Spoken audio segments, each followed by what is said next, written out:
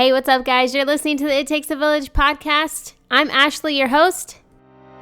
This is where the struggles are real, the callings are heavy, the kids are sticky. We come together because it takes a village, and this is your tribe.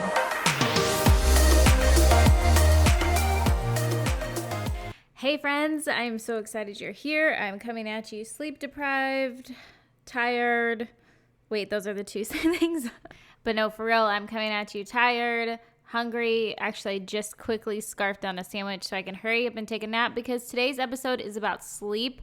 We've been talking about sleep last week for your babies. This week, I want to talk about it for your mamas because that is how I feel right now. And the other day, I was contemplating taking a nap or not, and then I went through this whole internal struggle of feeling guilty for wanting to take a nap and all these things. And so I know I'm not the only one. I can't be the only one who feels that way, especially when you're staying at home because you feel like you're privileged enough to stay at home that you shouldn't take a nap more so than, if you're outside the home for some reason. And it doesn't matter. We're all working mamas, whether we're working in the home with our kiddos. You have a job.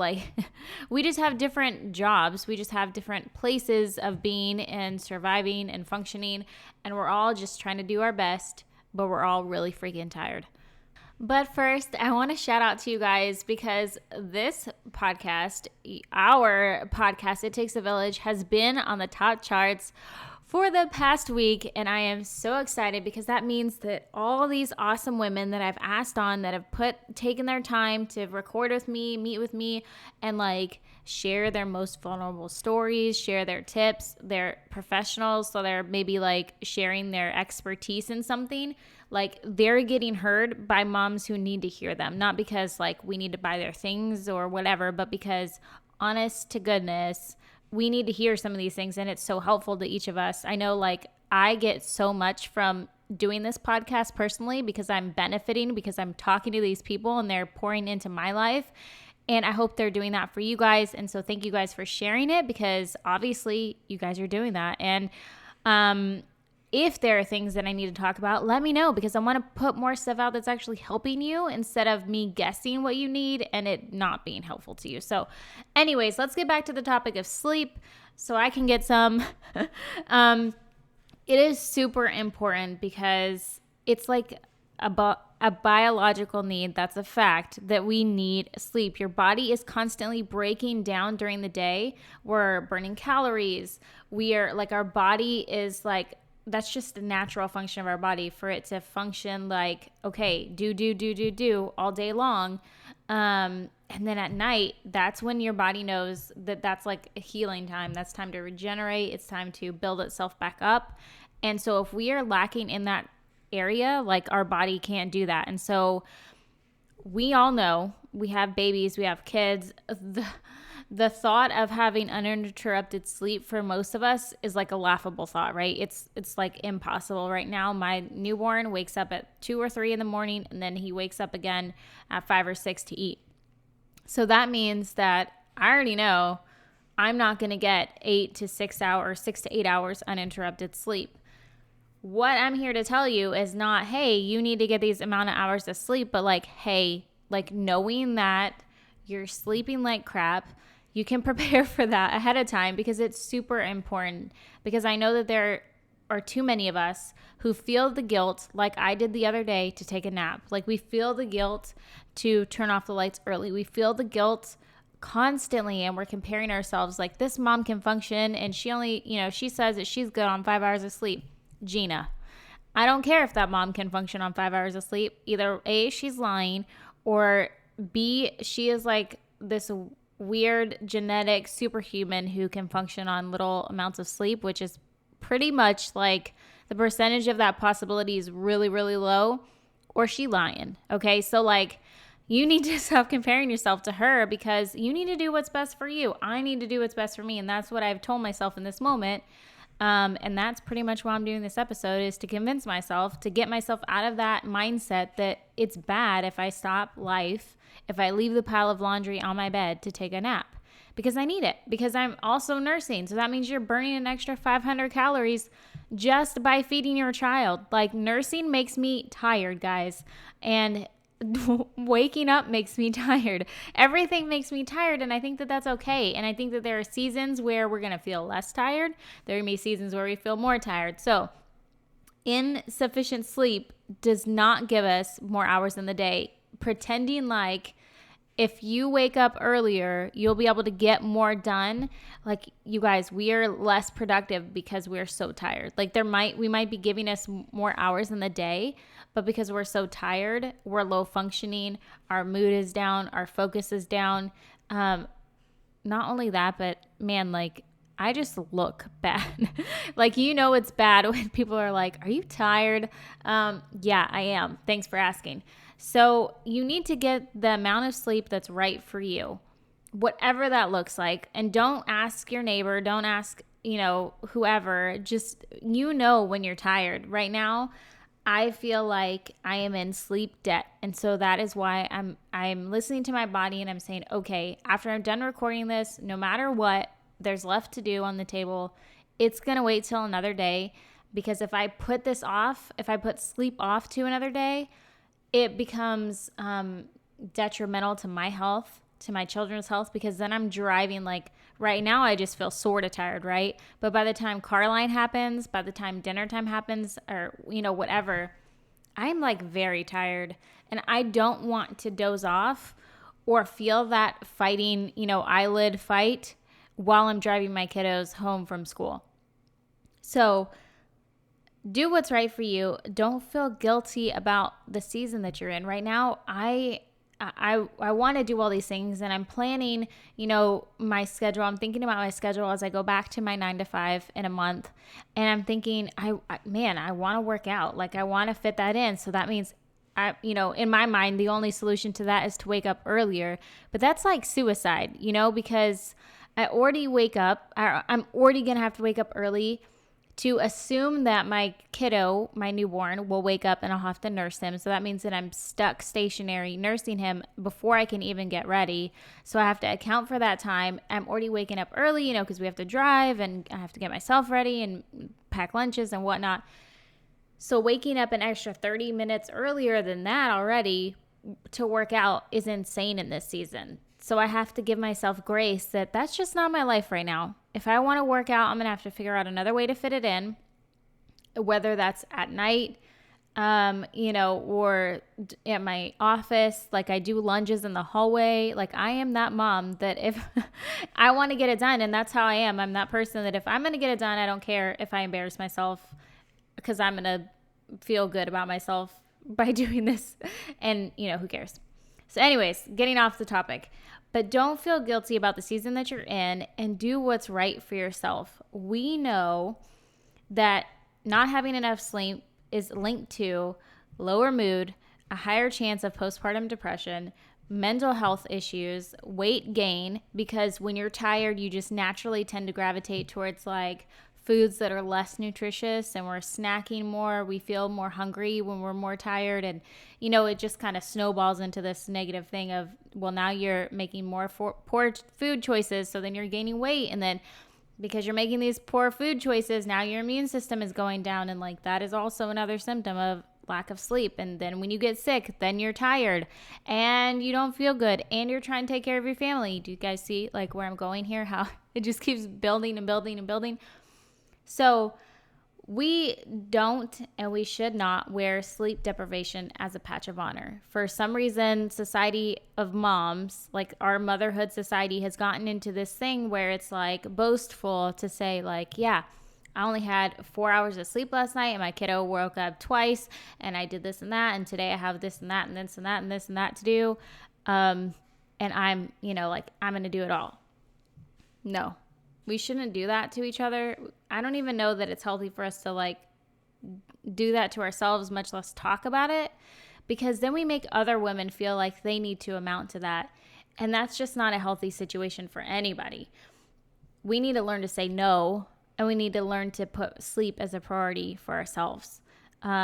Because it's not just important for our babies. We make such a big deal about sleep for our babies. That's like the first question that everybody asks, and they're constantly asking you once you have a baby is he sleeping through the night? They never once ask you like, how are you doing? How are you prioritizing sleep? but we totally should, because it's just as important. Your sleep is just as important as your baby's sleep. And that's kind of what I wanted to bring to the table today, is that we need to look at it just like we would exercise or eating right, because it's so important for our bodies. And it's this thing that you can't exactly describe. It's not like you can't always see it. You can't always like touch it, but you can definitely feel the effects of having very little sleep and the big difference to having like a good amount of sleep. And so there's nothing that I can do other than be like, Mom, like, girl, you know that what this makes you feel like when you don't get enough sleep and it continues to roll over. So you saying like, I'm just going to power through today, which I personally did that yesterday. I powered through. I didn't take a nap because I wanted to get all these things done that I had on my checklist. And I thought, hey, tomorrow, that's when I'll address the fact that I am, tired. But then it rolled over today to where I'm like, I am in sleep debt. I really need to make this a priority today. I really need to take a nap today. And this is the window that I have. So I have to make it happen. Okay, so this all sounds good and dandy. And I feel like I've expressed enough to you why I feel like personally that sleep is important. So let's talk about like what we can do as mamas, or what I have come up with, what I'm brainstorming with you out loud right now as I'm processing this for myself, of how we can get more sleep, and in a realistic way for moms who aren't sleeping through the night, right? Because that's the season that I'm in. And I think that that's kind of how we have to approach it. Of if you have older kids who are sleeping in their own bed, which I did up until now, and they're sleeping through the night, like, you can get a decent amount of sleep. And if you're not, it's totally your fault, because you're binge watching Netflix until like 11 a.m. until 11 p.m. And that's on you, girl. So if you're doing the right things, if you're saying, hey, my kids are sleeping, I need to go to bed by 10, and you're being intentional about that, you're probably getting some real dang good sleep right now. And I'm really jealous of the season you're in, and I'll be there eventually again. But for right now, that's not my season. And so what I'm thinking that we can do when we're in these seasons of lack of sleep, we have no control over the fact that we're going to have sleepless nights, is to plan ahead.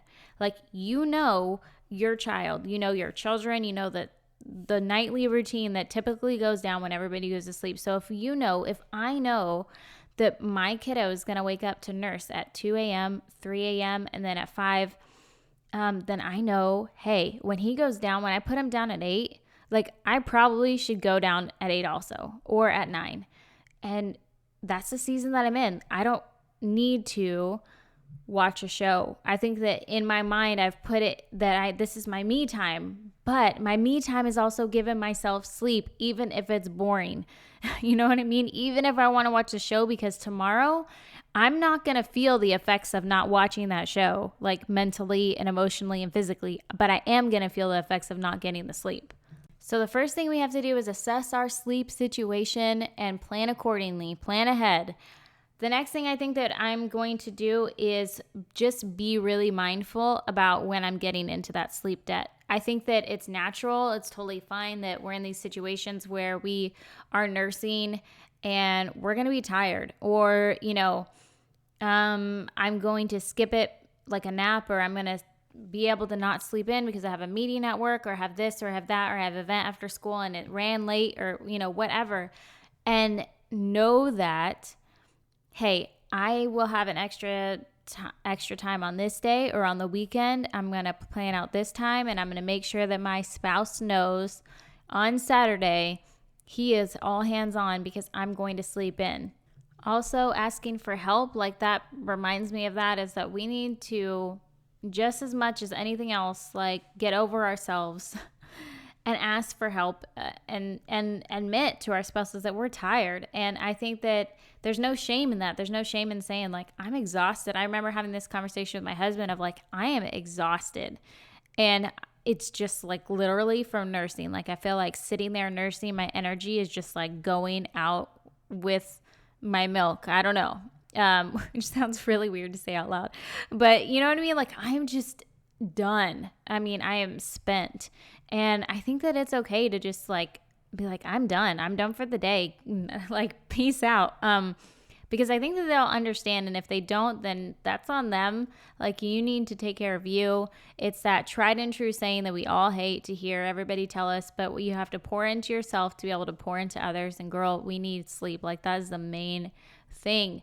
Especially if you're on your cycle. This is the weird thing as doing research about sleep and moms is that when we are going through our menstrual cycles, we need even more sleep because of what our body's doing, because of our hormones fluctuating.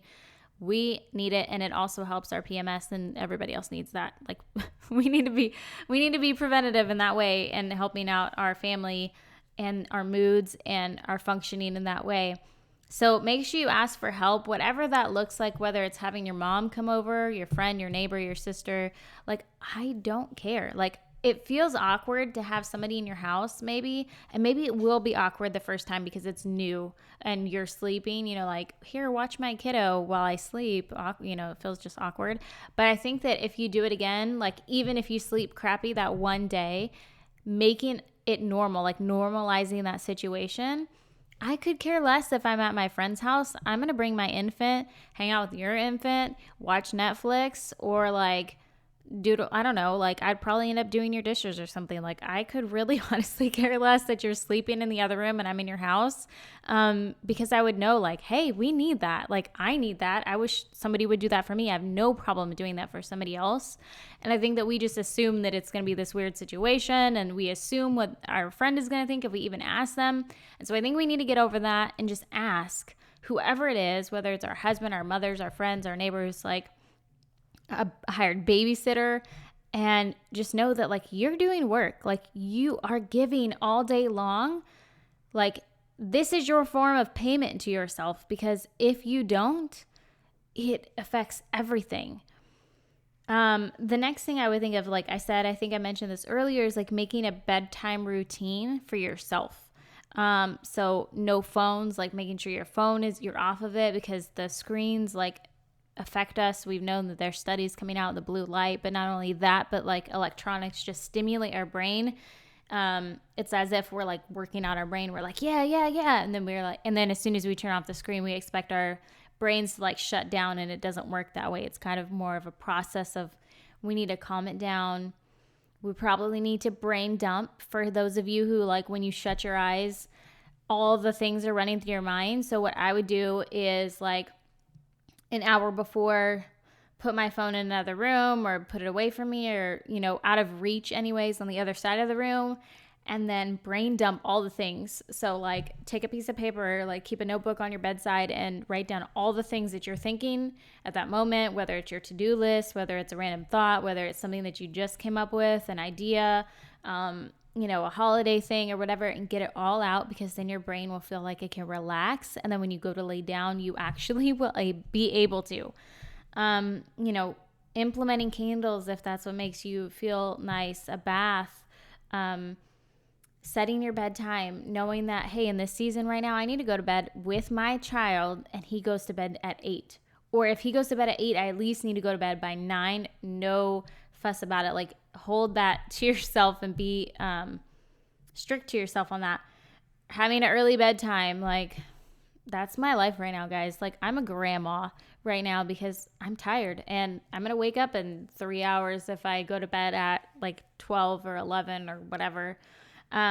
See, guys, math is really hard when you're sleep deprived. Or having hot tea. So, like, I think for me, it's sitting in my bed. Right now I have the bad habit of like getting on my phone and checking my emails and stuff like that, which is fine, but I think I need to give myself a cutoff date or a cutoff time, and then having a glass of hot tea. It's kind of my way of telling my body, okay, this is your time. This is downtime. We're slowly transitioning into bedtime. And so just kind of tweaking that for yourself of, what does that look like? What do you need to do in order to get your kiddo to sleep? And sometimes, you guys, that also means that we're in a season of our kiddos not sleeping at all. For some of you guys, you're like, that sounds great, but my kid doesn't sleep at all during the night. He's screaming all night. That's when I would say it's super important, just like Allie did in the last episode, I encourage you to listen to that last episode, because if your child is in a better sleeping situation, like they're sleeping through the night, then you're going to have a better chance of getting sleep through the night.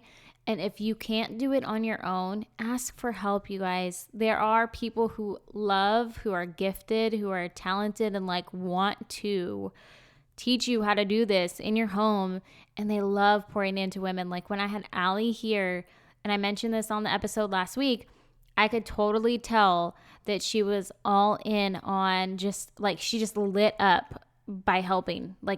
She doesn't even care about getting paid for it. She just genuinely enjoys helping babies sleep through the night and giving moms that satisfaction of being able to sleep, like getting their families to sleep. And so these people want to help you. Let them help you. Okay, so I think that I've gone on my soapbox long enough. So the last thing I want to leave you with, I've shared some tips of what I'm going to implement into my life to ensure that I get good sleep, because like I said, it's not only important for our babies, but it's important for you. I'm going to leave you with this question, and it's, what is your lack of sleep costing you? Like, seriously. Think about that as you drive and, continue throughout your day. What is your lack of sleep truly costing you, and is it worth it?